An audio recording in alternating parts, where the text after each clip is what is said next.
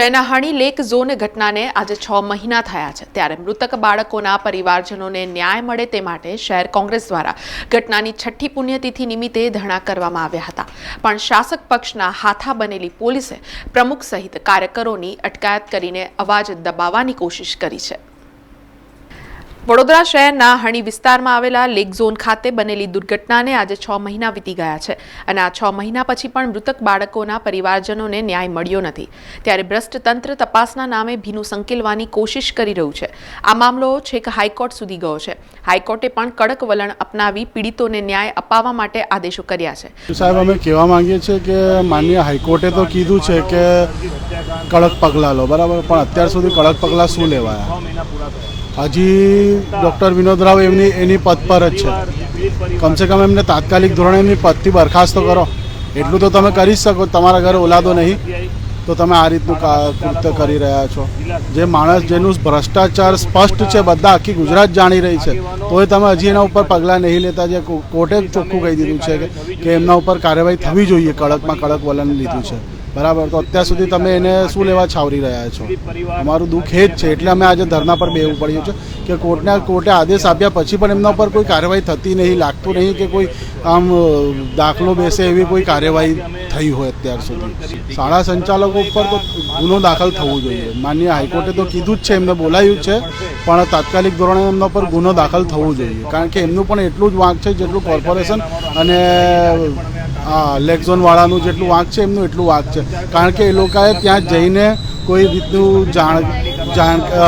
તપાસ નહીં કરેલી કે ભાઈ ત્યાં સેફટીના સાધનો છે કે નહીં, એ કશું જોયેલું નહીં ને। જ્યારે આ ઘટના થઈ પ્રવાસમાં ગયા ત્યારે કોઈ પુરુષ અધિકારી સ્કૂલનો મોજૂદ પણ નહોતો। બધી મહિલાઓ હતી, ટીચરો હતી, ત્યાં બેબી સીટરો હતી। હવે એ બચારી મહિલાઓ કેટલું છોકરાઓને બચાવશે? જો કોઈ પુરુષ હોત ત્યાં બાજુ તો બની શકતું કે એક બે છોકરા તો બચતા। અમે તો પહેલા જ દિવસથી કહી રહ્યા છીએ કે ભાઈ આમાં જે ફરિયાદી છે એ પોતે આરોપી છે। અમે તો પહેલા જ દિવસથી કહી રહ્યા છીએ, પરંતુ અમારી કોઈ સાંભળતા નહીં। અમે કમિશનર સાહેબને કીધું તો બોલે કે તમારું નિવેદન લીધેલું છે તો પણ ફરિયાદી તરફ જ હોય, પણ તમે ફરિયાદી તરીકે જ ગણાવો, એ અમને એવું સમજાઈ રહ્યા છે। પરંતુ અમારું પહેલા જ દિવસથી હતું કે ભાઈ આ જે નામ છે FIR કરતાને પોતે આમાં આરોપી જ છે ને આજે સાબિત પણ થઈ ગયું। કોર્પોરેશન જ્યારે આ કમિશનરે જ્યારે તપાસ કરી, કોર્પોરેશન કમિશનર, ત્યારે એમને એ આરોપી નીકળ્યા કે ભાઈ એમનું દોષ છે।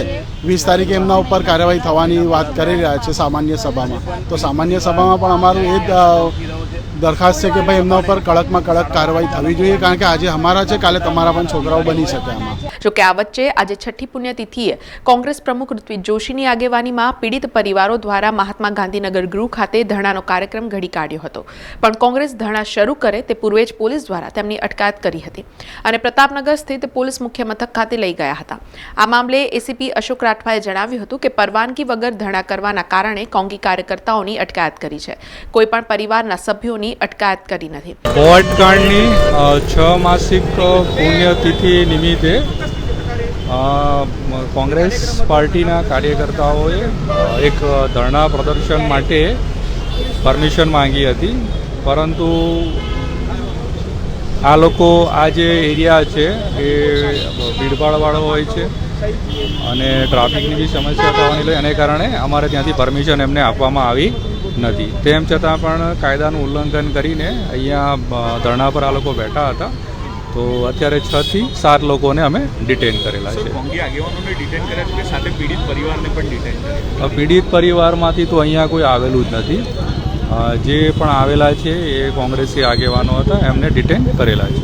જ્યારે કોંગી આગેવાનોએ પોલીસ પર પણ આક્ષેપો કર્યા હતા અને પીડિત પરિવારોને ન્યાય મળે તે માટે આંદોલન કરતા રહીશું તેમ જણાવ્યું હતું। જે નાના ભૂલકાઓએ જીવ ગુમાવ્યો માનવ સર્જિત હત્યાકાંડ હતો અને એ બાબતે અમે લોકશાહી ઢબે કરી રહ્યા છે। હાઈકોર્ટમાંથી તો ન્યાય મળી રહ્યો છે, પરંતુ જે અહીંયા લોકલ લેવલથી મ્યુનિસિપલ કમિશનર હોય કે પોલીસ કમિશનર હોય કે કલેક્ટર હોય, એમના દ્વારા જે આ માનવ સર્જિત હત્યાકાંડની સામે જે જવાબદાર ગુનેગારો છે, આજે શાળાના સંચાલકો હોય, જિલ્લા શિક્ષણ અધિકારી છે, મોટા અધિકારી, મોટા માથાઓ, નેતાઓ, એ બધાના નામો હજુ આવ્યા નથી। તો અમારો પ્રશ્ન એ છે કે કેમ આ લોકોની સામે પગલાં લેવા નથી આવતા? પીડિત પરિવાર પણ અમે ધરણા પર બેઠા છે, તે છતાં આ લોકો, અને એક બાજુ તમે જુઓ કે પોલીસ અમને જબરદસ્તી, અમે 48 કલાક પહેલાં પરમિશન માંગી છે, અમને પરવાનગી નથી મળી। અને આજે લોકશાહી છે કે નહીં એ બહુ મોટો પ્રશ્ન છે। 48 કલાક પહેલાં પરવાનગી માટે એપ્લાય પણ કરેલું છે, તે સુધી પરમિશન નથી આપવામાં આવી। બીજેપીના નેતાઓ, ભાજપના નેતાઓ કોંગ્રેસ કાર્યાલય પર એને વિરોધ પ્રદર્શન કરે, ભાજપના નેતાઓની સામે પોલીસ કેસ નહીં થાય, પરંતુ કોંગ્રેસ પાર્ટી શાંતિથી દેખાવ કરે છે. તમે જુઓ કે જે રીતે પોલીસ અમારી સાથે બળજબરી કરે છે, ભારતીય જનતા પાર્ટીનો હાથો બનીને આ પોલીસ કામ કરતી એવું મને લાગે છે. આજે પીડિત પરિવારની સાથે અમે અહીંયા ધરણાના માંગ માટે બેઠા હતા, અને તે છતાં તમે જુઓ કે આ લોકો જે પોલીસ અમને ડરાવવાનો પ્રયત્ન કરે છે, ડરનો માહોલ ઉભો. અમે ગભરાવાનો નથી, અમે ગાંધીજીના માર્ગે અમારું આંદોલન ચાલુ રહેશે. આ બાબતે અમે સાખીને લઈએ. હાઈકોર્ટ પ્રત્યે અમને ન્યાયની આશા છે, પરંતુ વડોદરા શહેરમાં મોટા માથાના નેતાઓ, મોટા અધિકારીઓ, આ બધા પર પોલીસ કેસ થયા નથી. અને પીડિત પરિવાર જ્યારે ન્યાયની આશાએ જે રીતે પોલીસ દમન કરી રહી છે, આવી રીતે પોલીસ કામગીરી વડોદરા શહેરમાં કરે ને, તો આ વડોદરા શહેરમાંથી ગુનાઓ નાબૂદ થઈ જાય. અને ભાજપના નેતાઓ ખુલ્લેઆમ કાયદાનો ભંગ કરે તો બીજેપીના નેતાઓ સામે કેસ નહીં કરવાનો, પરંતુ અમે અહીંયા શાંતિપૂર્ણ ધરણા કરી રહ્યા છે, તો પણ અમારી પર તમે જુઓ કે જે રીતે બળજબરીપૂર્વક આ લોકો કરે છે. પરમિશન અમે માંગી છે, અમને આપવામાં નથી આવી. અમે આના માટે એપ્લાય કર્યું હતું, પરમિશન માંગી છે શાંતિથી. નથી કોઈ ટ્રાફિક જામ કરતા, નથી અમે કોઈ પબ્લિકને હેરાનગતિ કરતા, સાઈડ પર ખૂણામાં બેઠા છે, અને હજુ તો ધરણાની શરૂઆત થઈ રહી છે. તે છતાં તમે જુઓ કે આટલેથી પોલીસ અમારા માટે, આ કોંગ્રેસ પાર્ટીનો અમે આગેવાન તરીકે એ વડોદરા સમાચારોના સતત અપડેટ માટે TNN ન્યૂઝને YouTube પર સબસ્ક્રાઇબ કરી બેલ આઇકોન પ્રેસ કરો અને અમારી સાથે જોડાયેલા રહો Facebook, Instagram અને Twitter ઉપર.